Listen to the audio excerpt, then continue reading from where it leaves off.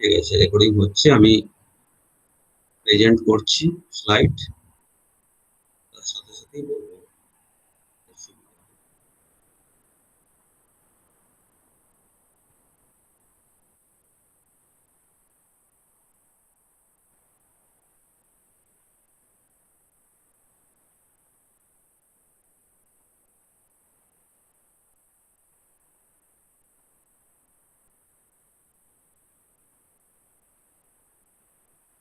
ঠিক আছে না, visible? Yes, sir. Visible. Okay, okay, okay. So basically this is unit 3. So you see the term that is normative principles. So normative principles, তাহলে principles মানে তোমরা জানো মোটামুটি যে প্রিন্সিপলস মানে একটা একটা সেট অফ, কি বলবো, একটা থিওরি যার উপর বেস করে কোনো কিছু হয়, that is called principle. Another is norm. Norm is basically the rules. সুতরাং রঙ্গনাথন এই টার্মটাকে বললেন যে norm plus principle, that is normative principles. মানে কি, একবারে খুব সিম্পল সেন্টেন্সে, যে কিছু রুলস বা কিছু থিওরি যেগুলো আমাদের গাইডিং রুলস বলতে পারি, যেটা আমরা যখন ক্লাসিফিকেশন করব বা ক্লাসিফিকেশন স্কিম বা শিডিউল তৈরি করব, তখন আমাদের কাজে লাগবে। তাহলে ক্লাসিফিকেশন স্কিম কারা তৈরি করে? না ক্লাসিফায়ারও করে না, হ্যাঁ, ক্লাসিফিকেশনিস্ট। ক্লাসিফিকেশনিস্ট মানে যারা ইনফরমেশন সায়েন্টিস্ট, তারা বড়, যেমন রঙ্গনাথন, ডিবি, এই লেভেলের যারা সায়েন্টিস্ট, তারা ক্লাসিফিকেশন স্কিম বানায়। আর আমরা যারা লাইব্রেরি প্রফেশনাল, তারা ক্লাসিফায়ার, ওই স্ক্রিনটা দেখে আমরা ডকুমেন্ট বা বুকসকে ক্লাসিফাই করি, ক্লাস নাম্বার দিই। So we are the classifier. Okay, এ আবার আসছে, এক মিনিট। তো উই আর দ্য ক্লাসিফায়ার, ঠিক আছে। তো আমরা তাহলে বেসিক্যালি আমরা হচ্ছে ক্লাসিফায়ার। ওকে, সো আর যারা একেবারে ইউজার্স, তারা ওই ক্লাস নাম্বার বা ক্লাসিফিকেশনের নাম্বারটা দেখে বইটাকে লোকেট করতে পারে।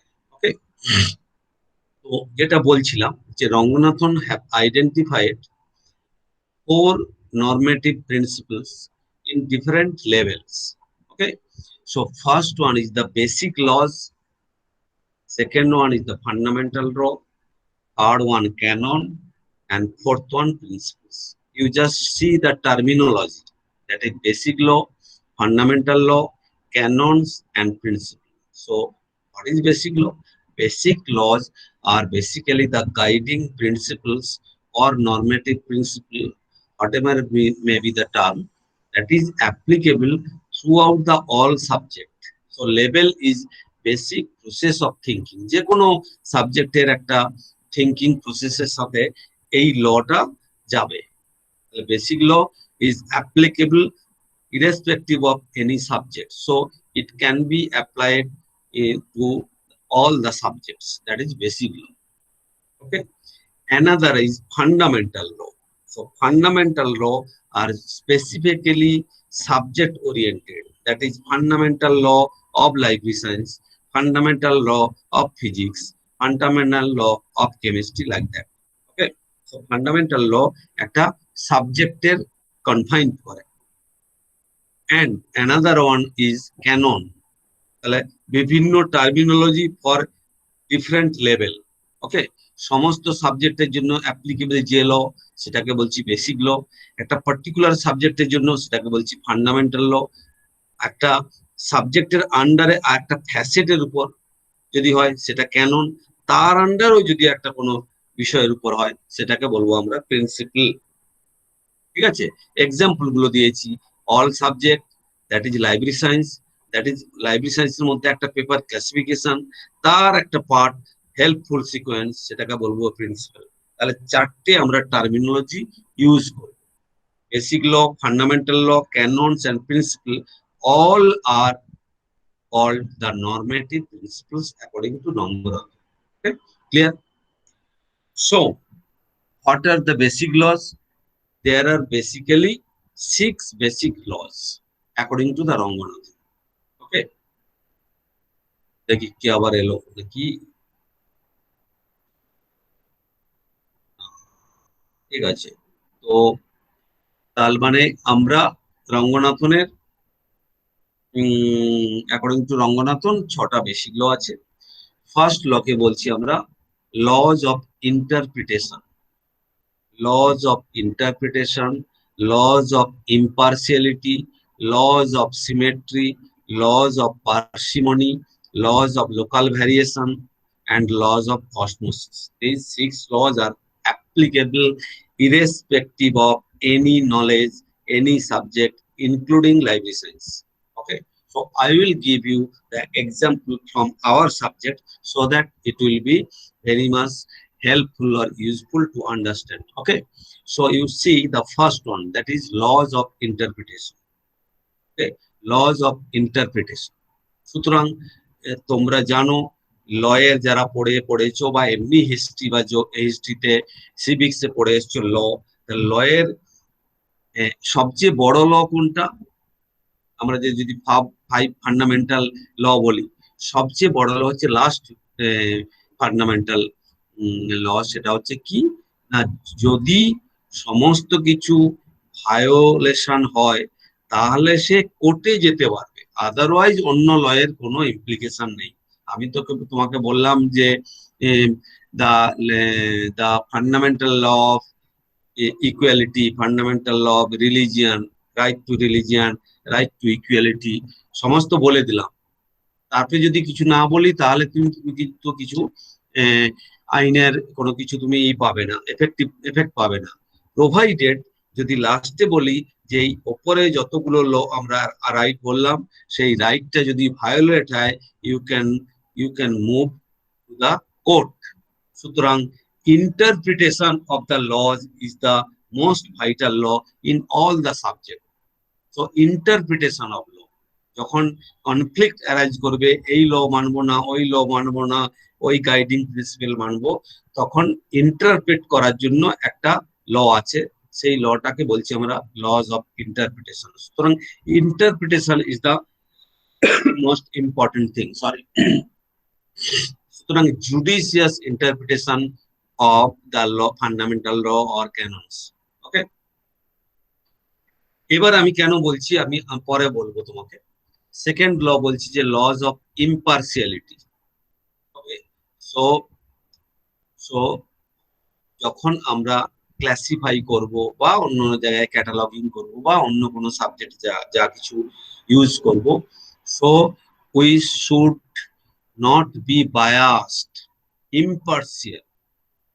সুতরাং এইখানে যদি এইটা ইউজ করি তাহলে ওখানেও আমি এই জিনিস ইউজ করব, এখানে যদি ওটা করি ওখানেই করব। আমি যদি কোলন ক্লাসিফিকেশনে লাইব্রেরি সায়েন্সে আমরা 5 ফান্ডামেন্টাল ক্যাটেগরি PMEST দিই, তাহলে ফিজিক্সেও আমরা PMEST দেবো। সুতরাং ইম্পার্সিয়াল হতে হবে, যে আমি ওখানে এটা দিলাম আর অন্য জায়গায় চলে গেলাম, সেটা হওয়া চলবে না। That is impartiality, laws of impartiality. Third law is laws of symmetry. সুতরাং everywhere, every facet in a subject or every subject, there must be some symmetrical resemblance. যেমন আমি বলছি, ধরো আমি কেমিস্ট্রিতে গেলাম, সরি বায়োলজিতে গেলাম, সেখানে আমি পড়লাম যে একটা গাছের একটা ট্রি, তার পার্ট গুলো বললাম রুট, স্টেম, লিভস, ফ্রুটস, বেশ সুন্দর করে সাজালাম। আবার যে আমি এগ্রিকালচারে গেলাম, সেখানে আমি প্রথমে আগে লিভস বললাম, তারপরে ফ্রুট বললাম, তারপরে হবে না, সিমেট্রি রাখতে হবে, সো দ্যাট একটা মানে ব্যাক এন্ডে একটা লজিক বা কোনো কিছু একটা রিজন থাকবে। সুতরাং everything should be symmetric. Okay, another one হচ্ছে লজ অফ পার্সিমনি। পার্সিমনি মানে কি? সো লজ এমন করতে হবে so that we can attend the economy. হ্যাঁ, আমি এমন কিছু বললাম যে এই ল করে বললাম, সেটা তার জন্য 1 কোটি টাকা লাগবে, সেটা হলে হবে না। সো সুতরাং এমন কিছু ল বানাতে হবে মিনিমাম রিসোর্স যেন লাগে। ইকোনমি মানে রিসোর্স, ম্যান পাওয়ার, মানি, যা কিছু হতে পারে, যেন মিনিমাম রিসোর্স লাগে। ধরো তোমাকে বললাম ক্যাটালগ কার্ড করতে, এবার তুমি ক্যাটালগ কার্ড একটা ঘরের মতো 10 ফুট বাই 10 ফুট একটা ক্যাটালগ কার্ড বানালে, সেখানে কিন্তু ওই ছোট যে ক্যাটালগ কার্ড তার চেয়ে অনেক বেশি ইনফরমেশন থাকবে, মোর হেল্পফুল, কিন্তু এটা ইকোনমি অ্যাটেন্ড করছে না।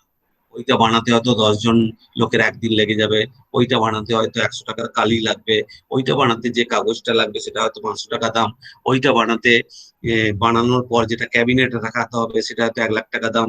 সুতরাং we should maintain the economy when we calling saying about any laws. So that is called the laws of parsimony. Another one is the laws of local variation. Okay, so local variation, এমন কিছু লতে provision রাখতে হবে so that there must be some provision or must be some option for variation in case of local usage.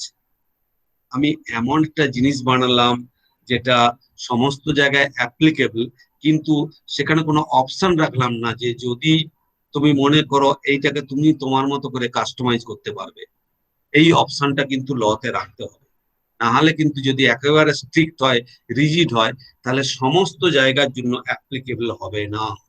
আমি যদি বলি যে আমাদের village বলছি, হ্যাঁ, আমরা অনেক কটা একটা অঞ্চলকে একটা আমরা ব্লককে ভিলেজ বলছি, এটা যদি হার্ড অ্যান্ড ফাস্ট হয় তাহলে হবে না। যদি তুমি ব্রিটেনে চলে যাও ওরা বলবে কাউন্টি। সুতরাং ওখানে তাহলে তোমাকে লজে ভ্যারিয়েশন রাখতে হবে যে এই ভিলেজ অর ইকুইভ্যালেন্ট কনসেপ্ট বা কিছু একটা। আমি বললাম যে আরো পরে আমরা বলবো, যেমন যখন আমরা ক্লাসিফাই করব দেখবে ইন্ডিয়ার নাম্বার বলুন ক্লাসিফিকেশনে আছে .44 মানে ইন্ডিয়া, 44 মানে ইন্ডিয়া, ওকে, 4 মানে এশিয়া, 44 মানে ইন্ডিয়া, ওকে। কিন্তু এবারে যদি ভালো করে বোঝো, যদি একটা বই আমাদের আমাদের ইন্ডিয়াতে ওয়েস্ট বেঙ্গলে আমার লাইব্রেরিতে একটা বই আছে, আমি জানি আমার এখানে যত হিস্ট্রি বই আছে, যত জিওগ্রাফি বই আছে, যত ফিলোসফির, যত religious, all most of the 90% are basically on the India. So Indian geography, Indian history, Indian philosophy এবং ওয়েস্টার্ন ফিলোসফির একটা দুটো বই। সুতরাং আমার ফেভার্ড কান্ট্রি, হ্যাঁ, আমার মাদার কান্ট্রি, এরকম তাহলে অপশন রাখা উচিত। কারণ কি .44 যদি বলি, ভালো করে দেখো, যদি .44 বলি তাহলে বেসিক্যালি আমাদের মাথায় নিশ্চয়ই আছে, আমি যদি 1 মিনিট যদি তোমাদের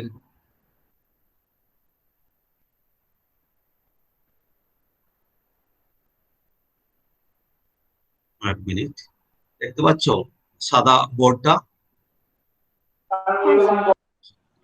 ওকে হ্যাঁ ওকে, স্যার। ঠিক আছে।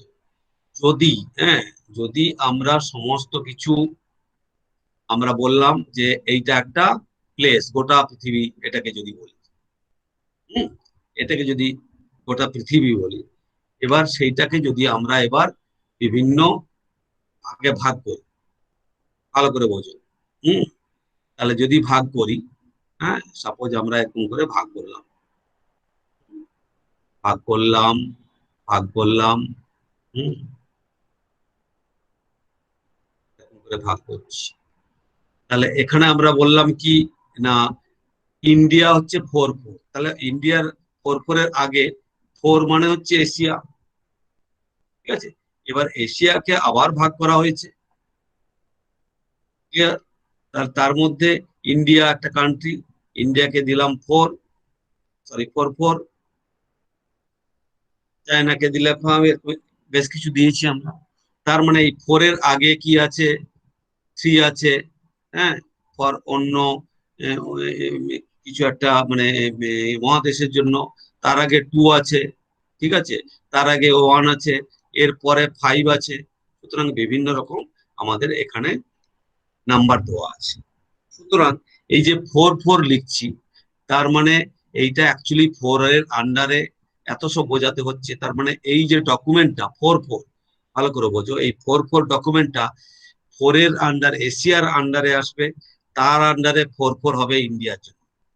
তার মানে অনেকটা দূরে চলে যাচ্ছে। কিন্তু আমি যদি লোকাল ভ্যারিয়েশনের জন্য বলি যে আমার যদি, আমি যেখানে আমি ক্লাসিফাই করছি যে লাইব্রেরিতে বসে, সেইটার যদি ম্যাক্সিমাম ডকুমেন্ট আমাদের একটা পার্টিকুলার কান্ট্রির হয়, তাহলে আমি তাকে ফেভার বলতে পারি, আর একটা মাদার বলতে পারি। মাদার মানে ইন্ডিয়া। সাপোজ ধরো আমি তোমাকে বলছি, এবার আমরা যদি যদি এবার আমরা আমরা চলে যাই এখানে, দেখো এবারে যদি আমরা প্লেসে গিয়ে, এক মানে আমরা রিপ্রেজেন্ট করেছিলাম ওয়ার্ল্ডকে। এবারে দেখো আমরা যদি বলি, ধরো ইন্ডিয়ার, তুমি একটা কোনো লাইব্রেরিতে কাজ করছো, okay? তাহলে তোমার মাদার কান্ট্রি হচ্ছে কি, ইন্ডিয়া, কিন্তু তার নাম্বার দিয়েছে রঙ্গনাথন 4। কিন্তু তোমার মাদার কান্ট্রি হিসাবে তুমি রঙ্গনাথন বলছি যে লোকাল ভেরিয়েশন, তুমি .4ও ইউজ করতে পারো মাদার কান্ট্রি হিসাবে। আর কি, in addition to that there is also a provision of favoured country. Favoured country মানে কি, আমাদের ইন্ডিয়ার সাথে, ইন্ডিয়াতে দেখা যাচ্ছে ইন্ডিয়ার পর আর যে কান্ট্রির বেশি ডকুমেন্ট আছে সেটা হয়তো আমেরিকা। আমেরিকার হিস্ট্রি, আমেরিকার জিওগ্রাফি, আমেরিকার মিনারেলস, আমেরিকার ইকোনমি এটসেট্রা। সুতরাং আমি তাকে ফেভার্ড কান্ট্রি হিসাবে বলতে পারি। সুতরাং ফেভার্ড কান্ট্রি যদি হয় তাকে আমি 3 দেব, মাদার কান্ট্রি হয় 2 দেব, আর না হলে তো যে কান্ট্রি তার নাম্বার আছে। কেন করলাম? লোকাল ভ্যারিয়েশন, আমি লোকালি ভ্যারিয়েশন করলাম। এটা ধরো ইন্ডিয়া 4 লিখতে হবে, তার আগে 2 দিয়ে দিলাম। 2 মানে হচ্ছে লাইব্রেরিতে যখন সাজাবো, 2টা অনেক আগে আসবে, তারপরে 3 আসবে। আগে মাদার কান্ট্রি, আগে একবারে আগে ওয়ার্ল্ড মানে 1, then 2 mother country, then 3 favour country, then 4, 5, 6, 7, 8 all the countries. So this is called the laws of local variation. Another thing is laws of osmosis. Osmosis মানে তোমরা জানো ফিজিক্স এর টার্ম, অ্যাকচুয়ালি বাংলা মানে হচ্ছে ব্যাপন, সরি আশ্রাবণ, মোস্ট প্রবাবলি। তো lodge of osmosis মানে কি, না তোমার কাছে একটা সলিউশন আছে বা দুটো সলিউশন আছে, দুটো সলিউশন আছে, একটার ডেনসিটি বেশি, একটার ডেনসিটি কম, এবং এই দুটো সলিউশনটাকে মাঝখানে একটা একটা আমরা স্ক্রিন বা পর্দা দিয়ে আলাদা করে রেখেছি, এবং এই পর্দাটা কিছু পোরাস মানে ফুটো ফুটো আছে, সো দ্যাট বিভিন্ন মিনারেলস বা অ্যাটমস গুলো ইন্টারচেঞ্জ হতে পারে এই সলিউশন থেকে ওই solution. That is called the osmosis. সুতরাং বলছে যে অসমোসিস, লজ অফ অসমোসিস, তার মানে কোন সাবজেক্টে কোন লই হচ্ছে পার্মানেন্ট নয়। According to the Einstein theory of relativity, everything everything in our universe are not the constant. So only constant in the universe is the term constant. So nothing is constant. Okay, so only constant term হচ্ছে আমাদের variation. Variation আর is only the constant. Okay, সুতরাং টাইমের রেসপেক্টে, প্লেসের রেসপেক্টে, কনটেক্সটের রেসপেক্টে everything change হয়। সুতরাং change যদি হয়, তোমাকে পুরনো একটা জিনিসকে ফেলে দিতে হবে, নতুন একটা জিনিসকে অ্যাকসেপ্ট করতে হবে। সুতরাং what should be the procedure? The procedure, Ranganathan said, it is laws of osmosis. একটাকে তুমি আজকে তোমার সিলেবাসে একটা জিনিস পড়ছো, হ্যাঁ, যে এই জিনিসটা এই জিনিস, হ্যাঁ, 9টা গ্রহ, আমরা এখনো পড়ে যাচ্ছি 9 নবগ্রহ, কিন্তু অলরেডি 10টা হয়ে গেছে। সুতরাং how we can accommodate the new one into the existing one, or how we can modify all the system into the new system. Therefore, it is called the laws of osmosis. Suppose in case of library, you see, in case of big library, there are, say, suppose in case of Jadavpur University Library, the library has 10 lakhs books or documents. Okay, all the books are classified according to the UDC, that is Universal Decimal Classification. But after one fine morning, the librarian decided that all the books should be classified according to the DDC or CC, because UDC is not up to the mark. So people asked to classify the all the documents again according to the CC or UDC. So what can we do? The process is called the retrospective classification, because in case of library, if you take the statistics, in case of most of the library, only 20% or 10% books are used regularly by the users. Other 80% books basically used occasionally by the users. Therefore, first we reclassify. First, we convert the classification number from UDC to colon or UDC to DDC for the books which are issued by the users, and when they come to library to return the document, then only then we can reclassify the document. Is it clear? Are you getting my point? Actually, একটা লাইব্রেরিতে যখন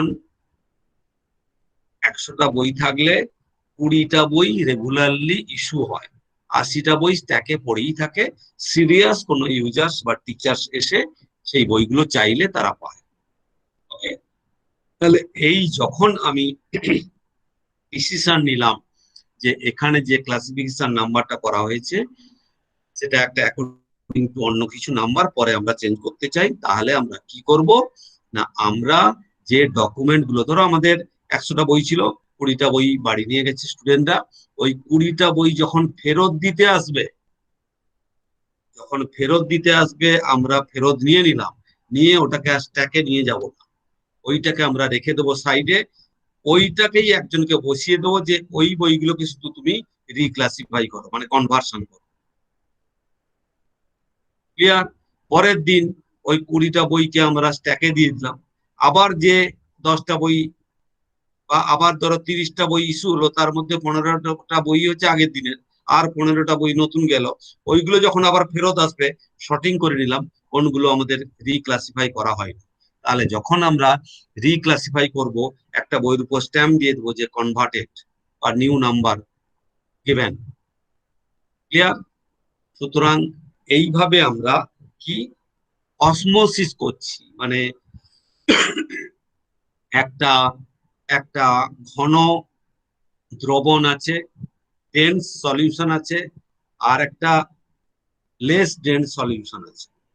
এই দুটো solution যদি একটা পর্দা দিয়ে রাখি, তাহলে আস্তে আস্তে ডেন্সার মিডিয়াম থেকে পার্টিকেল গুলো লেস ডেন্সার মিডিয়ামে গিয়ে আস্তে আস্তে কখন সমান হয়ে যাবে, যখন দ্রবণটার ঘনত্ব মানে ডেন্সিটি সমান হয়ে যাবে।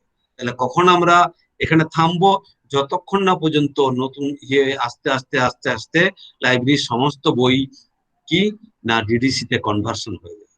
তাহলে প্রথমেই যদি আমরা ডিসিশন নিতাম যে লাইব্রেরি বন্ধ করে দাও, এখন সমস্ত বই আমাদের ক্লাসিফিকেশন হবে, তাহলে পুরো সিস্টেমটা কোলাপস করবে। সুতরাং we have to follow the lodge of osmosis. Is any doubt? এই 6টা আমাদের যে বেসিক ল বললাম, তাহলে আমাকে বলো, আমি ক্লারিফাই করব, আদারওয়াইজ আমরা নেক্সট দিকে যাব। Sir laws of local variation, sir ওইখানটা একটুখানি স্যার বুঝতে পারছিলাম না, মাদার কান্ট্রি আর ফেভারিট কান্ট্রির ওই বিষয়টা। মানে স্যার আমাদের তো ইন্ডিয়া আমাদের মাদার কান্ট্রি, সেখানে স্যার 0.44 তো আমরা দিচ্ছি, আর সেখানে মাদার কান্ট্রি হিসাবে 0.2টা স্যার ওখানটা বুঝতে পারলাম না। চুপ করো, হ্যাঁ এবার বলছি। এবারে আমাদের ইন্ডিয়ার ক্ষেত্রে 4 মানে ইন্ডিয়া, এবার মাদার কান্ট্রির জন্য .2, এবার কান্ট্রির জন্য .3। তাহলে আমি যখন ইন্ডিয়াতে যদি আমি লোকাল ভ্যারিয়েশন ফলো করি, এই লটাকে যদি না ফলো করি, 3 আর 2 আমাদের কোনো ধরতে হবে না, আমরা যেমন যেমন দেশ আছে দিয়ে চলে যাবো।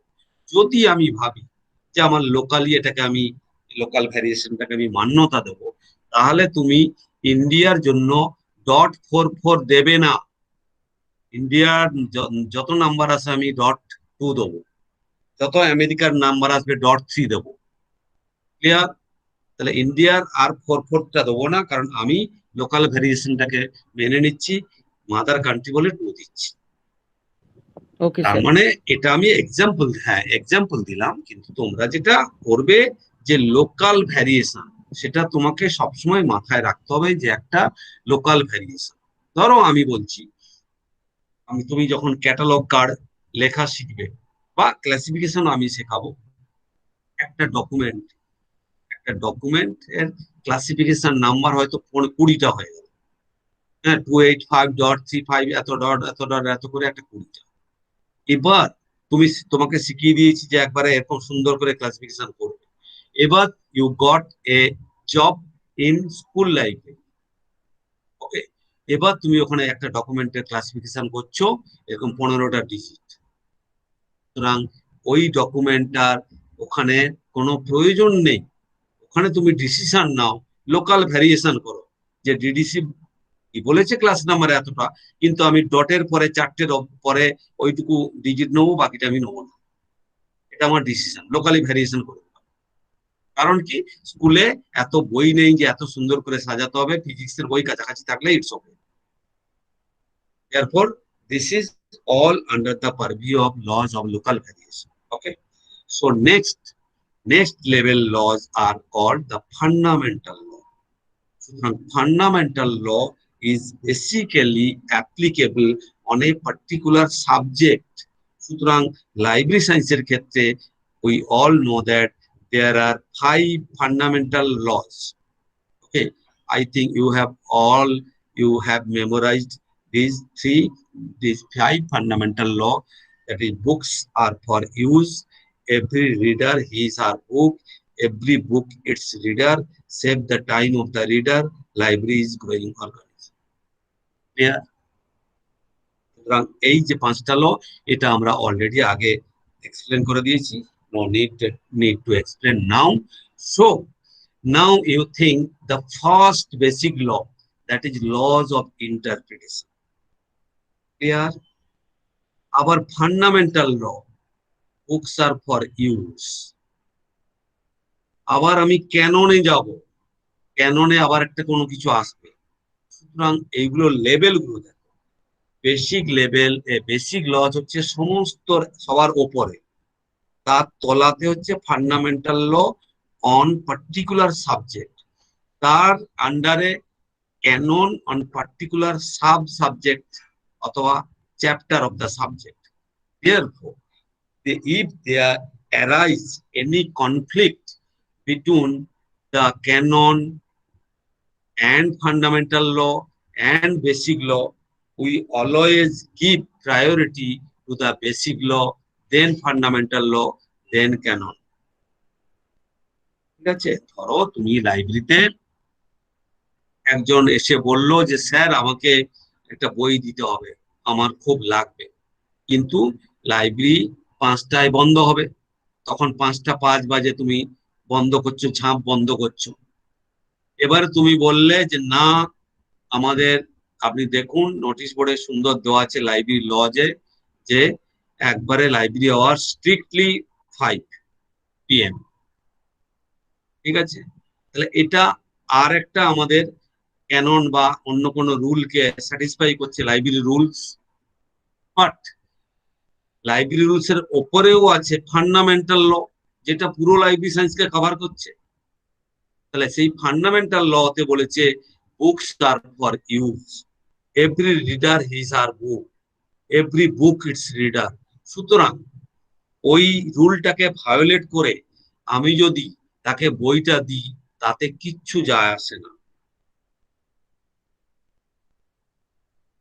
অন্যদিকে আমি সমস্ত কিছু ডেকোরাম মেনটেন করে তাকে দেবো, যে তার লাইব্রেরি কার্ড নেবো, তার যা ইয়ে আছে প্রসিডিওর আছে সবই কিছু করব, কিন্তু তাকে আমি বিয়ন্ড দ্য লাইব্রেরি আওয়ার্স বইটা ইস্যু করতে দিলাম, violating the library rule but obeying the fundamental laws. আবার অনেক ক্ষেত্রে ফান্ডামেন্টাল লয়ে আমি দিলাম কিন্তু ভায়োলেশন অফ বেসিক লস হচ্ছে, তাহলেও সেখানে কিন্তু আমরা বেসিক লটাকে মানবো, ওইটাকে মানবো না। ক্লিয়ার? তো নেক্সট আমরা চলে যাচ্ছি, এটাই আমাদের আজকে ভাইটাল ওয়ান, আজকে একটা করাবো আমরা শুধু।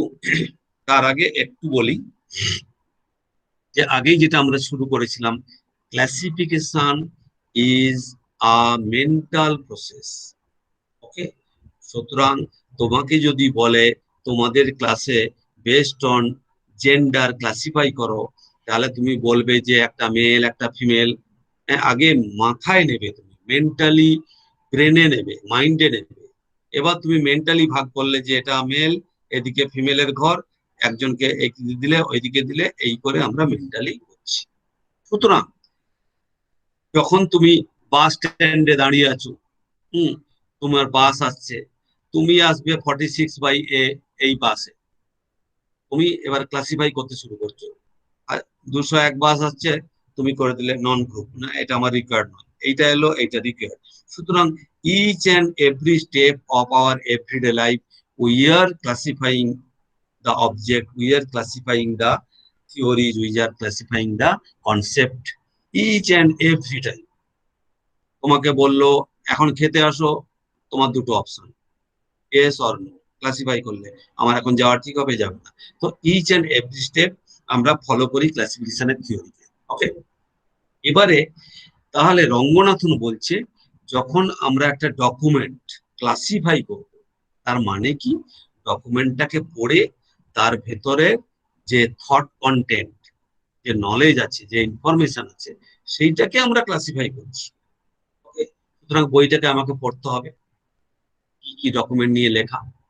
তাহলে যখন আমি পড়ছি সমস্ত কিছু আমার মাইন্ডে আসছে, কিন্তু লিখতে শুরু করছি না, আমার মাইন্ডে আসছে যে এই ব্যাপার, এইটা পড়লাম, আমরা ইন্ট্রোডাকশনটা পড়লাম, প্রিফেস পড়লাম, কন্টেন্ট গুলো দেখলাম, তাও না বুঝতে পারলে একটা চ্যাপ্টার গুলো পড়লাম, পড়ে বললাম যে ঠিক আছে এটা ফিজিক্সের একটা স্টেটস অফ ম্যাটার, এইটা নিয়ে বইটা মোটামুটি। কারণ টাইটেল দেখে সমস্ত কিন্তু বই চেনা যায় না। হ্যাঁ, উপরে লেখা আছে একটা টাইটেল গোলাপ বাগান,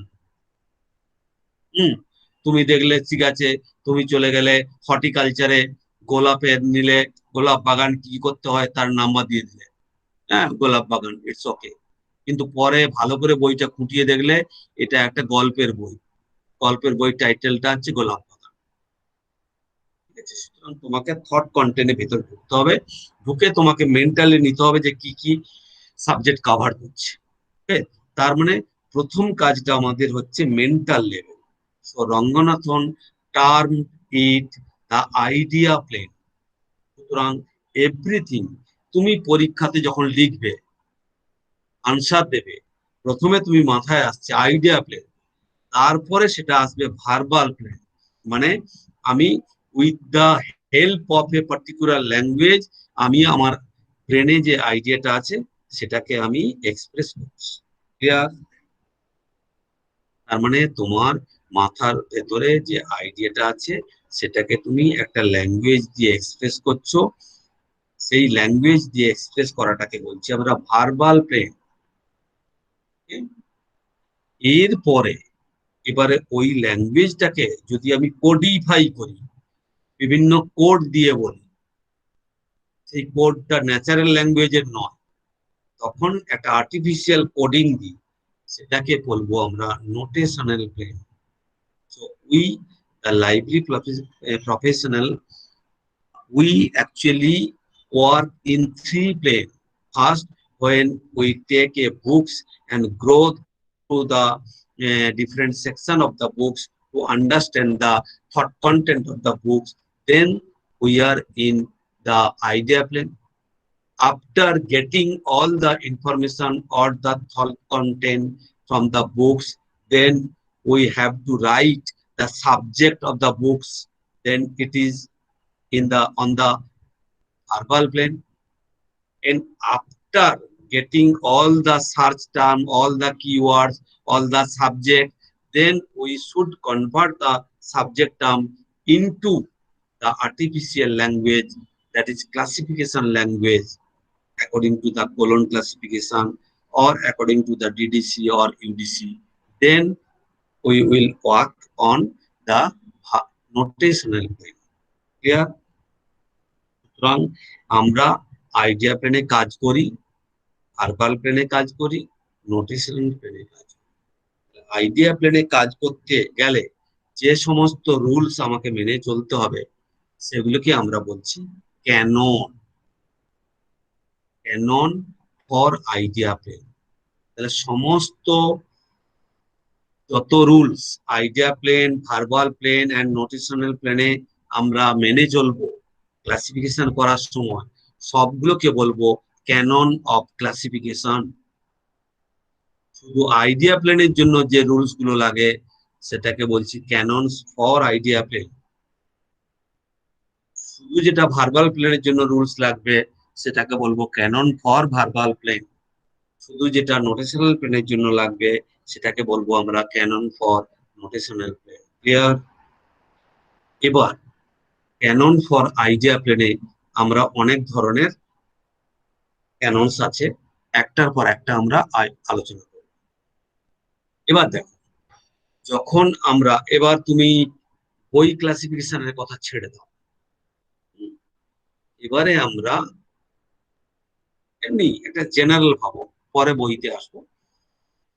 আমরা একটা জেনারেল যদি ভাবি যে আমরা একটা জিনিসকে ক্লাসিফাই করব, যে কোনো একটা গ্রুপ অফ ইন্ডিভিজুয়াল আছে আমরা ক্লাসিফাই করব, তাহলে আমাদের কি লাগবে? প্রথম লাগবে ক্যারেক্টারিস্টিক্স। এতদিন পর্যন্ত যা পড়িয়েছি যে কার বেসিসে আমি ক্লাসিফাইটা করবো, দ্যাট ইজ কল ক্যারেক্টারিস্টিক্স। ঠিক আছে? ওই জন্য প্রথম গ্রুপটাকে বলছি আমরা canon for characteristics. Clear? Canon for characteristics. যত সব এখানে চারটে ক্যানন আছে, মানে চারটে রুলস আছে, সেই চারটে rules are about the characteristics. Clear? এবারে তাহলে ফার্স্ট ক্যাননটা অবভিয়াসলি হবে ক্যানন ফর ডিফারেন্সিয়েশন। কি না, এমন আমি ক্যারেক্টারিস্টিক্স নেব, আমি বললাম জেন্ডার, জেন্ডার হচ্ছে ক্যারেক্টারিস্টিক্স, এমন একটা ক্যারেক্টারিস্টিক্স নেব যেটা আমাকে হেল্প করবে অন্তত মোর দেন ওয়ান, দুটো গ্রুপে ভাগ করতে। সেটাই হচ্ছে আমাদের একটা রুলস। তাহলে ক্যানন অফ ডিফারেন্সিয়েশন, অন্তত যেন আমরা ডিফারেন্সিয়েট করতে পারি। আগেই অনেকবার বলেছি যে আমরা যদি বলি যে কার কি বলবো মাথা আছে, কার মাথা নাই, সেটা হবে না। এটা একটা ক্যারেক্টারিস্টিক্স, একটা property, but on the basis of this property we cannot make any groups, therefore it violates the canon of differentiation. সুতরাং ফার্স্ট ক্যানন হচ্ছে যে এমন একটা ক্যারেক্টারিস্টিক্স নেব যেন সেই ক্যারেক্টারিস্টিক্স এর বেসিসে যদি আমি ক্লাসিফাই করি তাহলে অন্তত দুটো গ্রুপ মিনিমাম হবে। Here that is called canon of differentiation. Next হচ্ছে ক্যানন অফ রেলিভেন্স। এমন আমি একটা ক্যারেক্টারিস্টিক্স নেব যেটা আমি যে পারপাসে ক্লাসিফিকেশন করছি তার জন্য রেলিভেন্ট হয়। ঠিক আছে? আমি ক্লাসিফাই করছি কার বুদ্ধি বেশি, কার বুদ্ধি কম, আর আমি ক্যারেক্টারিস্টিক্স নিলাম জেন্ডার, তাহলে তোমার এটা হলো না ঠিকঠাক, তাহলে ক্যানন অফ রেলিভেন্স মানছে না। ক্লিয়ার? বারবার বলেছি আমি যে আমি কোন পারপাসে ক্লাসিফাই করছি। সেটা যদি আমাদের অবজেক্টিভ ক্লিয়ার হয়, তাহলে আমরা সেই রেসপেক্টেই আমরা ক্যারেক্টারিস্টিক্স নেব। আমার যদি পারপাস হয় যে কে দাবা খেলতে বেশি ভালো পারে, সেটাকে আমি সিলেক্ট করতে যাচ্ছি, তখন আমি ক্যারেক্টারিস্টিক্স নেব intelligence, IQ, presence of mind ইত্যাদি। তখন আমি বলবো না যে কতটা তোমার ছাতি 36 ইঞ্চি না 38 ইঞ্চি, আমি বলবো না। সেটা বলবো যদি তোমাকে একটা বডিগার্ডের চাকরি দেওয়া হয়, ক্লাসিফাই করতে। সুতরাং আমাদের রেলিভেন্ট হতে হবে। নেক্সট ওয়ান হচ্ছে ক্যানন অফ অ্যাসার্টেনেবিলিটি। তার মানে কি, এমন একটা ক্যারেক্টারিস্টিক নেব যেটা অ্যাসার্টেন করা যায়, অ্যাসার্টেন করা যায়।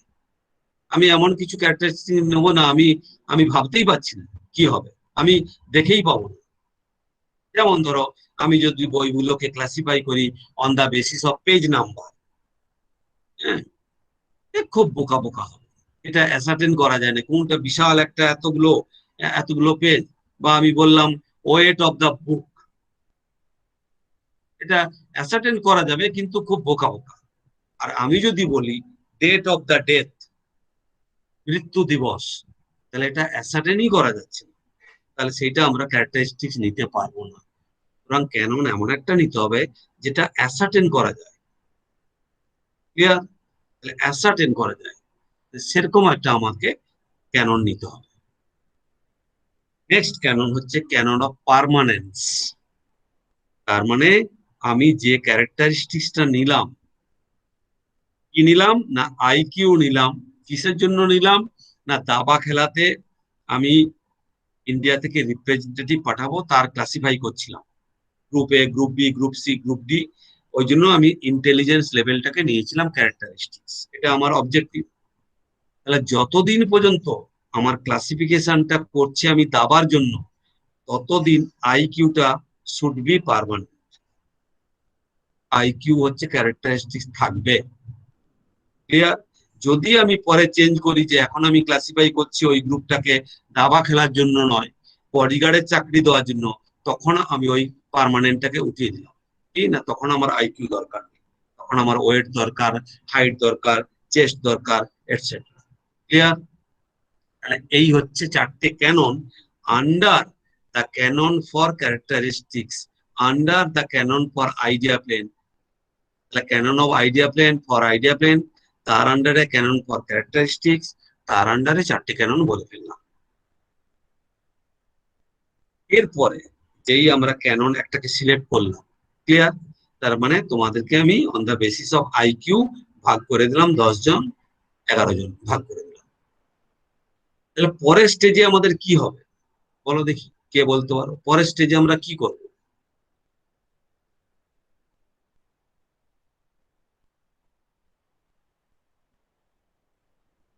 পরের স্টেজে আমরা আবার তো ক্লাসিফাই করব, আলটিমেট ক্লাসিফাই করে যাব একবারে মাইনর লেভেল অব্দি। এবারে গ্রুপ এটাকে ক্লাসিফাই করব, গ্রুপ বি এটাকে ক্লাসিফাই করব। তার মানে আবার একটা আমাকে কি দরকার, আবার একটা ক্যারেক্টারিস্টিক্স দরকার। আবার যখন একটাকে আমরা সাব ক্যাটেগরি বানাবো, আবার একটা ক্যারেক্টারিস্টিক্স দরকার। তার মানে একটা গ্রুপের জন্য একটা ক্যারেক্টারিস্টিক্স, আবার একটা গ্রুপ বানাবো, আবার একটা ক্যারেক্টারিস্টিক্স, এইভাবে বানিয়ে যাও। সুতরাং প্রথমে যদি আমি বলি জেন্ডার দিয়ে মেল আর ফিমেল করি, তারপরে আবার বললাম হাইট দিয়ে, তাহলে মেলেরও বললাম 5 ফিটের ওপরে 5 ফিটের নিচে, তাহলে করলাম একটা, আবার ফিমেলেরও তাই করলাম। তার মানে হাইট একটা হলো। তাহলে প্রথমে হয়েছিল জেন্ডার, পরে হাইট, তারপরে ওয়েট, এরকম করে করে করে চলে যাব।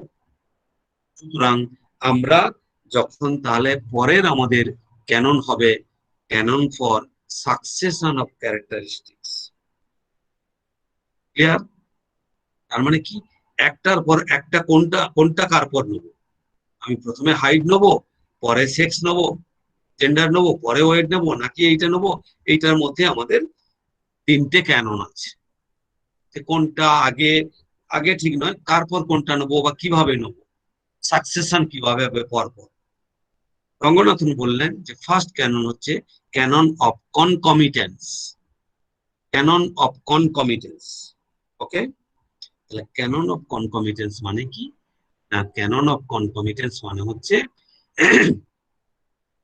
ক্যানন অফ কনকমিটেন্স মানে হচ্ছে যে আমি যখন প্রথমে একটা ক্যানন একটা ক্যারেক্টারিস্টিক নিয়েছি, সাপোজ এজ, বয়স, তাহলে বয়সের বেসিসে যদি আমি দুটো ভাগ করি, তাহলে তার পরের ক্যারেক্টারিস্টিক্সটা কোনো মতে ডেট অফ বার্থ নেওয়া যাবে না। কারণ ডেট অফ বার্থ যে নতুন গ্রুপ ক্রিয়েট করবে, এজ দিয়েও সেই গ্রুপই ক্রিয়েট করবে। সুতরাং দুটো প্রায় কাছাকাছি কনসেপ্ট, দুটো প্রায় কাছাকাছি ক্যারেক্টারিস্টিক্স, সুতরাং এরকম দুটো ক্যারেক্টারিস্টিক্স পর পর নেওয়া যাবে না, সাকসেশনে করা যাবে না, date of birth, age. Clear? এবারে আমি বললাম যে ধরো ক্যানন অফ রেলিভেন্ট সাকসেশন, বলছে যে পর পর আমি যখন নিচ্ছি, একটা ক্যানন নিলাম, তারপরে আবার একটা ক্যারেক্টারিস্টিক্স নিলাম, আবার একটা ক্যারেক্টারিস্টিক্স নিলাম, আবার একটা নিলাম, পরপর নিয়ে যাচ্ছি, এইগুলো রেলিভেন্ট হতে হবে। কিরকম? আমি প্রথমে আমাদের সাহিত্য, লিটারেচার, লিটারেচারকে আমরা প্রথমেই ভাগ করি কি ল্যাঙ্গুয়েজ দিয়ে। এটা বাংলা সাহিত্য, এটা ইংরেজি সাহিত্য, এটা উর্দু সাহিত্য, এটা হিন্দি সাহিত্য। Yes? তারপরে ভাগ করি আমরা কি না, এটা বেঙ্গলি পোয়েম, এটা বেঙ্গলি ছোট গল্প, এটা ইংলিশ ফিকশন, এটা ইংলিশ ড্রামা। তারপরে বলি পিরিয়ড, এইটা ভিক্টোরিয়ান এজের ইংলিশ পোয়েম। তাহলে রেলিভেন্ট সাকসেশন, ট্র্যাডিশনালি বেশ কিছু রেলিভেন্ট সাকসেশন আছে, সেইটাকে আমাদের মেনটেন করতে হবে, রেলিভেন্ট সাকসেশন। ক্লিয়ার? সুতরাং রেলিভেন্ট সাকসেশন হবে। আর কি না, ক্যানন অফ কনসিস্টেন্ট সিকোয়েন্স। এই যে রেলিভেন্ট সাকসেশনটা বললাম, সেইটা কনসিস্টেন্ট হবে। যে প্রথমে আমি ল্যাঙ্গুয়েজ দিয়ে ভাগ করলাম লিটারেচারকে, তারপরে ফর্ম দিয়ে, তারপর পিরিয়ড দিয়ে, তাহলে যতক্ষণ পর্যন্ত আমার এই ক্লাসিফিকেশনের পারপাসটা না চেঞ্জ হচ্ছে, ততক্ষণ এই সিকোয়েন্সটা পরপর যেটা করলাম, এই সিকোয়েন্সটা কনসিস্টেন্ট হবে। ক্লিয়ার? তাহলে এই তিনটে ক্যানন হচ্ছে সাকসেশন অফ ক্যারেক্টারিস্টিক্স। সুতরাং প্রথমে আমরা ক্যারেক্টারিস্টিক্সটাকে কি নেব, তার জন্য চারটে ক্যানন। পরে হচ্ছে কি অনেকগুলো ক্যারেক্টারিস্টিক যখন পরপর নেবো, সেটা কিরকম হবে, ওই জন্য এটা এই গ্রুপ অফ থ্রি কে বললাম আমরা canon for succession of characteristics. এরপরে তুমি যদি দেখো আমরা যেটা করেছিলাম, হুম, আমরা দেখো এই যে আমরা এখানে বানিয়েছিলাম, দেখো 6, এইটা 7, এটা 4 4, এটা ধরো 4 5, আর এই দিকেও আরো ভাগ আছে। কটা ভাগ আছে? 4 1, 4 2, 4 3। ক্লিয়ার? 4 1, 4 2, 4 3, 4 4, 4 5 and so on. সুতরাং এইটা হচ্ছে গোটা পৃথিবী বা একটা কোনো কনসেপ্ট। এইটাকে একটা ক্যারেক্টারিস্টিক্স দিয়ে কটা ভাগ করেছি? 1 2 3 4 5 6টা ভাগ করেছি। 6টা নয়, আরো আমি একটা এদিকে নিয়ে নিলাম 1, 7টা ভাগ করেছি একটা ক্যারেক্টারিস্টিক্স দিয়ে। তারপরে এই 4 গ্রুপটাকে আবার ভাগ করেছি 1 2 3 4 5, আর একটা ক্যারেক্টারিস্টিক্স নিয়েছি। ক্লিয়ার? তাহলে প্রথম আমরা বললাম কি চারটে, তার আন্ডারে না ক্যানন ফর ক্যারেক্টারিস্টিক্স, সেটা কি একটা যে কোনো একটা ক্যারেক্টারিস্টিক্সে তখন আমি নেবো চারটে ক্যানন থাকছে। পরের ক্যারেক্টারিস্টিক্সটা বললাম কি না সাকসেশন অফ, প্রথমে এখানে 1 নম্বর ক্যারেক্টারিস্টিক্স আমি নিয়েছি, এখানে 2 নম্বর ক্যারেক্টারিস্টিক্স এটার জন্য নিয়েছি। ক্লিয়ার? এইটা কিভাবে আমরা করছি তার জন্য পরেরটা। তাহলে অবভিয়াসলি তারপরে হবে যখন আমরা একটা একটা করে ক্যারেক্টারিস্টিক্স নিয়ে বিভিন্ন গ্রুপ বানাচ্ছি, ইউ সি 1 2 3 4 5 6 7, এইটা কি, কে বলতে পারবে এগুলোকে কি বলবো আমরা? স্যার ওটা অ্যারে। Array, array, right. তাহলে অ্যারে আর এখানে চেন হচ্ছে কোনটা, না এইটা 4 একটা, 4 একটা। হ্যাঁ, আবার 4 কে যদি আমি ভাগ করি তাহলে কি কি হবে নাম্বার বলো? 4, 4, 1 and 4, 4, 2। ক্লিয়ার? তাহলে দেখো এইটা যদি সাপোজ 0 বলি, তাহলে 0, 4, 4, 4, 4, 4, 1 এই সমস্ত গুলো একটা চেন। আর 4, 4, 1 আর 4, 4, 2 একটা অ্যারে। আর 4, 4, 1, 4, 1, 4, 2, 4, 3, 4, 4, 4, 5 আর একটা অ্যারে। আবার 1, 2, 3, 4, 5, 6, 7 আর একটা অ্যারে। সুতরাং প্রথম আমরা চলে গেলাম ক্যানন ফর ক্যারেক্টারিস্টিক্স, তারপরে আমরা চলে গেলাম কি না canon for succession of characteristics. Obviously তারপরে আসবো আমরা canon for array. Clear? Canon for array. তাহলে ক্যানন ফর অ্যারেতে তোমরা নিশ্চয়ই দেখতে পাচ্ছ এখানে যে যে 1 মিনিট,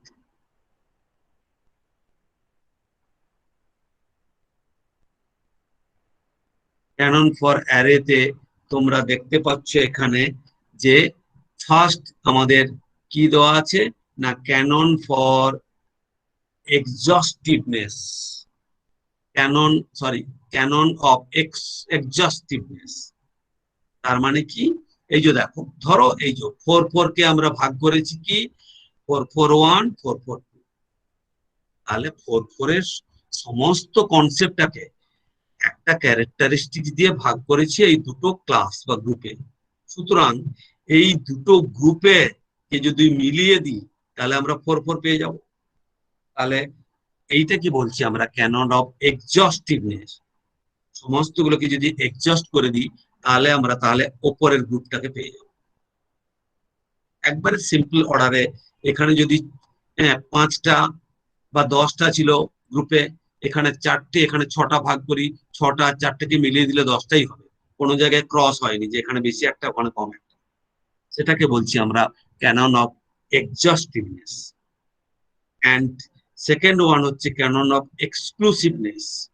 কি না এইটা 442 ইজ এক্সক্লুসিভলি আলাদা হবে 441। আমি টেবিলটাকে, আমি ধরো এখানে টেবিলটাকে ভাগ করলাম একটা রাউন্ড টেবিল আর একটা রেক্টেঙ্গুলার টেবিল, এবার ভাগ করছি, তাহলে কিন্তু এক্সক্লুসিভ হবে না। কিছু টেবিল আসবে ট্রায়াঙ্গুলার, ত্রিকোণা, সেটাকে তুমি ভাবলে যে বললো ওটা তো রাউন্ড হয়নি, আর ঠিক আছে ওটা ট্রায়াঙ্গুলার রেক্টেঙ্গুলার দিয়ে দাও, কিন্তু পরে তুমি অসুবিধা হয়ে যাবে। আবার কেউ ভাবলো যে না রেক্টেঙ্গুলতে নেই, ওটা রাউন্ডে দিয়ে দাও, তার মানে এক্সক্লুসিভ হলো না। সুতরাং একটা গ্রুপকে যখন ক্যারেক্টারিস্টিক দিয়ে আমরা ভাগ করব, all the groups should be exclusively different. Okay? Then canon of helpful sequence।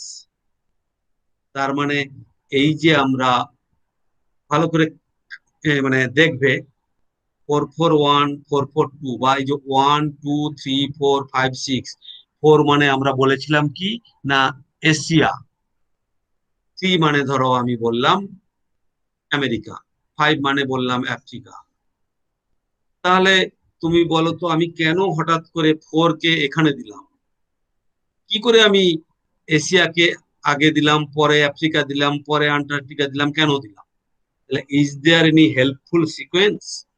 একটা কোনো রুল তো থাকবে। তাহলে এইগুলোকে আমরা বলবো ক্যানন অফ হেল্পফুল সিকোয়েন্স। এই ক্যাননটাকে ফুলফিল করার জন্য আমাদের বেশ কিছু আলাদা কিছু রুল আনবো। সেই রুলগুলোকে আমরা আর ক্যানন বলবো না, আমরা বলবো প্রিন্সিপল। সেই প্রিন্সিপল গুলো আমরা পরে বলবো। আর কি না ক্যানন অফ কনসিস্টেন্ট সিকোয়েন্স, মানে কি না এই যে সিকোয়েন্সটা আমাদের হবে, এই যে হেল্পফুল সিকোয়েন্স হবে, সেই সিকোয়েন্সটা আমরা বিভিন্ন সাবজেক্টের ক্ষেত্রে কনসিস্টেন্ট হবে। যেমন কি ধরো আমি যেটা এর আগে বলেছিলাম যে বায়োলজি লাইফ সায়েন্সে গিয়ে আমি বললাম যে একটা গাছের বর্ণনা দিতে আমি শুরু করলাম রুট থেকে। প্রথমে রুট, তারপরে শুট, তারপরে তার ব্রাঞ্চ, তারপরে লিভস, তারপরে ফ্লাওয়ার, তারপরে ফ্রুটস, তারপরে সিডস, এরকম। ওকে, এরকম যদি আমরা করি তাহলে অবভিয়াসলি বায়োলজির পরে আমি যদি আমি যদি আমি যদি ফুড ফুডে যাই, ভেজিটেবল ফুড, সেখানেও তাহলে ফুড গুলো প্রথমে রুট থেকে হবে, যেগুলো রুট রুট হচ্ছে আমাদের ফুড হিসাবে ইউজ হয়। তারপরে স্টেম বা শুট, তারপরে ব্রাঞ্চ, তারপরে লিভস, তারপরে ফ্লাওয়ার, তারপরে ফ্রুটস, এরকম হবে। তাহলে কনসিস্টেন্ট হবে সিকোয়েন্স। আমি যদি বলি ইন্ডিয়ার জিওগ্রাফি হচ্ছে 55541, হ্যাঁ, তাহলে ইন্ডিয়ার হিস্ট্রিও 991 হওয়া উচিত। মানে 1 দিয়ে আমি জিওগ্রাফি ইন্ডিয়াকে বোঝাচ্ছি। যদি যদি ইন্ডিয়ার জিওগ্রাফি হয় 954, ভালো করে বোঝো, 954, 54 হচ্ছে রিপ্রেজেন্ট করছে ইন্ডিয়াকে। যদি 954 মানে ইন্ডিয়ান হিস্ট্রি, তাহলে রিলিজিয়ান যদি হয় 2, তাহলে 294 হওয়া উচিত, 254 হওয়া উচিত ইন্ডিয়ান রিলিজিয়ান। তাহলে কি লোকে একটা সিমিলার সিকোয়েন্সের একটা কনসিস্টেন্ট সিকোয়েন্স হবে। বিভিন্ন জায়গায় ধরো কেমিস্ট্রি, যেসবগুলো কেমিস্ট্রিতে আমরা যেগুলো সিকোয়েন্স দিয়েছি, কেমিক্যাল ইঞ্জিনিয়ারিং এর জন্য সেই সিকোয়েন্স আমরা ইউজ করি। ওকে, সো এভাবে আমরা করতে পারি। তাহলে ক্যানন ফর অ্যারে। আর একটা কি না, ক্যানন ফর চেন। আর একটা বললাম চেন বললাম। তাহলে চেন যখন আমরা বলছি, তাহলে চেনের ক্ষেত্রে দুটো ক্যানন আছে। একটা বলছি ক্যানন অফ ডিক্রিজিং এক্সটেনশন, তার মানে যখন আমরা একটা সুপার অর্ডিনেট বা জেনাস, সেটাকে ভাগ করে সাবঅর্ডিনেট বানাচ্ছি বা স্পিসিস বানাচ্ছি, আবার একটাকে আবার সাব স্পিসিস আবার বানাচ্ছি, তাহলে আস্তে আস্তে কি হবে না, ক্যানন অফ ডিক্রিজিং এক্সটেনশন। তার মানে ওপরে যেটা জেনাস ছিল, যেটা স্পিসিস হলো, তার ডিক্রিজ হবে এক্সটেনশন। ক্লিয়ার? আমি বললাম ওয়ার্ল্ড, সেটাকে ভাগ করলাম এশিয়া, আমেরিকা, আন্টার্কটিকা, তাহলে অবভিয়াসলি এশিয়ার এক্সটেনশন ওয়ার্ল্ডের চেয়ে কম হবে সব সময়, যে কোনো গ্রুপে। তার সুপার অর্ডিনেট যে সাবঅর্ডিনেটে তার এক্সটেনশন কম হবে, that is call canon of decreasing extension. Clear?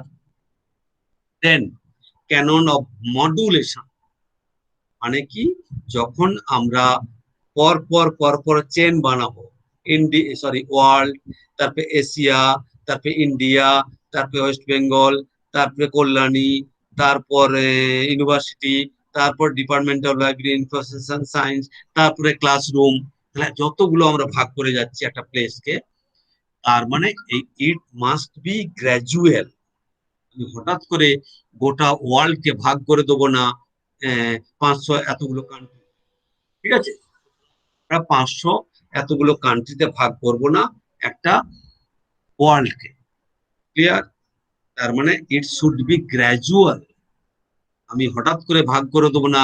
পৃথিবীর যত লিটারেচার আছে, আমরা বললাম যে লিটারেচার কি না, কবিতা, গল্প, ছোট গল্প ইত্যাদি।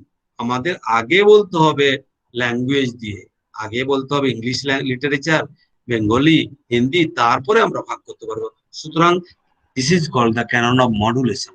সো দ্য চেন, চেনে যখন আমরা বিভিন্ন গ্রুপ ফর্ম করছি, তখন the step should be gradual. And last one in the idea plane is the canon for filiatory sequence. Canon for filiatory sequence মানে কি না, আমরা এটা তো গেল আমরা কি না আলটিমেট একটা জেনারেলি ক্লাসিফাই করছি, কিন্তু আসলে আমরা এক একটা ডকুমেন্টের সাবজেক্টটাকে ক্লাসিফাই করছি, সো দ্যাট আমরা এই বইটাকে বা ডকুমেন্টটাকে তাকে রাখতে পারি। সুতরাং এই যে আমি ছবিটা দিয়েছি দেখো, আমাদের লাইব্রেরিতে এরকম আলমারি নেই যে প্রথম তাকে একটা জেনাসকে রাখলাম, তার তলাতে তার দুটো ভাগকে রাখলাম, তার তলাতে আর তার দুটো দুটো চারটে ভাগকে রাখলাম। ওপরের তাকগুলো ফাঁকা থাকলো, সেটা তো আর ট্রির মতো হবে না, ওখানে কিন্তু আমাকে পরপর বইগুলোকে রাখতে হবে। সুতরাং সেই প্রসেসটাকে বলছি canon for filiatory sequence. Canon for filiatory sequence, এখানে দুটো রুলস আছে। একটাকে বলছি আমরা ক্যানন অফ সাবঅর্ডিনেট ক্লাস। মানে কি, না যখনই আমরা একটা ডকুমেন্ট একটা ক্লাসকে রাখছি, তার পাশে তার সাবঅর্ডিনেট ক্লাস সবসময় থাকবে। আর সেকেন্ডটাকে বলছি ক্যানন অফ কোঅর্ডিনেট ক্লাস। যখন আমরা একটা ক্লাসকে রাখছি, তাহলে প্রথমে থাকবে সাবঅর্ডিনেট ক্লাস, তারপরে কোঅর্ডিনেট ক্লাস। ক্লিয়ার? তার মানে তুমি এবারে দেখো এক্সাম্পলটা, এখানে আছে এ। এ হচ্ছে একটা সাবজেক্ট, এটাকে ভাগ করেছি 1 and 2। ক্লিয়ার? 1টাকে ভাগ করেছি 1 1 and 1 2, 2টাকে ভাগ করেছি 2 1 and 2 2। সুতরাং এখানে কটা ডকুমেন্ট আছে বলো? মানে সবকটাই ডকুমেন্ট। একটা ডকুমেন্টের সাবজেক্ট হচ্ছে এ, একটা ডকুমেন্টের সাবজেক্ট হচ্ছে 1, একটা ডকুমেন্টের সাবজেক্ট 2, আবার 1কে ভাগ করার পর দুটো সাবজেক্ট হয়েছিল, এটা আরেকটা বই, এটা আরেকটা বই, এটা আরেকটা বই, আরেকটা বই। বেসিক্যালি এ 1 2 1 1 1 2 2 1 2 2 একটা বই সাপোজ। তাহলে কোন বইটাকে আগে রাখবো পরে রাখবো? আমাদের ল কি বলছে, না প্রথম ল বলছে যে ক্যানন অফ সাবঅর্ডিনেট ক্লাসেস। তাহলে এর এর সাবঅর্ডিনেট ক্লাসেস কোনটা বলো? এর subordinate classes immediate 1 one sir. 1, তারপরে 2। তাহলে যেই হ্যাঁ 1 2 1 তারপরে 2, তাহলে 1-এ যখন আসবো আমি, দেখো তাহলে আমি তাকে যখন বইটা রাখবো, প্রথমে এটাকে রাখবো, তারপরে 1টাকে রাখবো। ক্লিয়ার? এবারে 1টার পরে কাকে রাখবো? না 1-এর পরে কিন্তু 2 রাখবো না, কারণ তখনও শেষ হয়নি। কারণ সবসময় বলেছি ক্যানন অফ সাবঅর্ডিনেট ক্লাসেস, এর আন্ডারে সাবঅর্ডিনেট 1, 1-এর আন্ডারে আবার সাবঅর্ডিনেট 1 1 হয়ে গেছে। তাহলে মানে আগে এ বইটাকে তাকে রাখবো দিস 1, তারপরে 1টাকে রাখবো, তারপরে 1-এর আন্ডারে আবার 1 1, তাহলে 1 1টাকে রাখবো। এবার 1 1-এর আন্ডারে আর কোনো সাবঅর্ডিনেট নেই, তখন আমরা এখানে চলে যাব যে ক্যানন অফ কোঅর্ডিনেট ক্লাস। তার মানে 1-এর কোঅর্ডিনেট কে 1 2, তার মানে 1 2 রাখবো। যেই হয়ে যাবে এই দিকটা পুরোটা শেষ হয়ে গেল। তারপরে আমরা চলে যাব 1 যেটা নিয়ে এর যেটা নিয়েছিলাম 1 একটা কোঅর্ডিনেট, তাহলে 2 এবার কোঅর্ডিনেটে চলে যাবে। Therefore 2 will come next, then the subordinate of 2, that is 2 1, then 2 2। তাহলে এই যদি 7টা সাবজেক্টের উপর 7টা ডকুমেন্ট আসে, তাহলে প্রথম ডকুমেন্ট হবে এ, তারপরে হবে 1, তারপরে 1 1, তারপরে 1 2, তারপরে 2, তারপরে 2 1, তারপরে 2 2। তাহলে সুতরাং একটা লাইব্রেরিতে যদি তাক থাকে, পরপর পরপর আমরা সাজিয়ে চলে যাব। আর এরকম ট্রির মতো আর এর আন্ডারে তার মানে তলাতে আর রাখতে হবে না। ক্লিয়ার? তাহলে এইটা হচ্ছে ক্যানন ফর ফিলিয়েটারি সিকোয়েন্স। ঠিক আছে? তাহলে 3টে 2টো 5টা আমাদের ক্যানন হলো। ঠিক আছে? তাহলে এরপরে আমরা আসবো canon of verbal plane, notational plane, এগুলো আমরা নেক্সট ডে করব। আজকে সবুজবাবু তোমাদের কিছুটা কথা বলবেন বলেছে 8টার সময়, যার জন্য আমি স্টপ করে দিচ্ছি শেয়ারিং। তোমরা কেউ বেরোবে না,